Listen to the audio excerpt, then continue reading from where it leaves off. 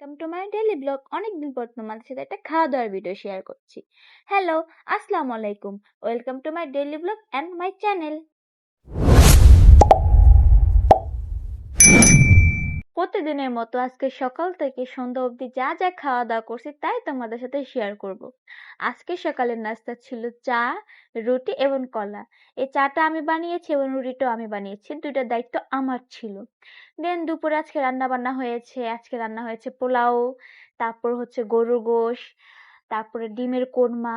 তো আজকে পোলাওটা আন্টি রান্না করছে আর গরুর মাংসটাও আন্টি রান্না করছে, একদম হালকা ঝোল দিয়ে আলু দিয়ে। আমার কাছে না আলু দিয়ে মাংস এবং পোলাও খেতে বেশ মজা লাগে। আর ডিমের কোরমাটা রান্না করছে আমি। দেখে মনে হচ্ছে খুব মজা হয়েছে, তাই না? আসলে খেতে কিন্তু খুব মজা হয়েছে। দেন তারপর হচ্ছে বিকালবেলা একটু চা খেয়েছিলাম, রং চা। দেন তারপরে সন্ধ্যার সময় ভাইয়া চিকেন ফ্রাই নিয়ে আসছে, আমরা সবাই মিলে চিকেন ফ্রাই খাবো।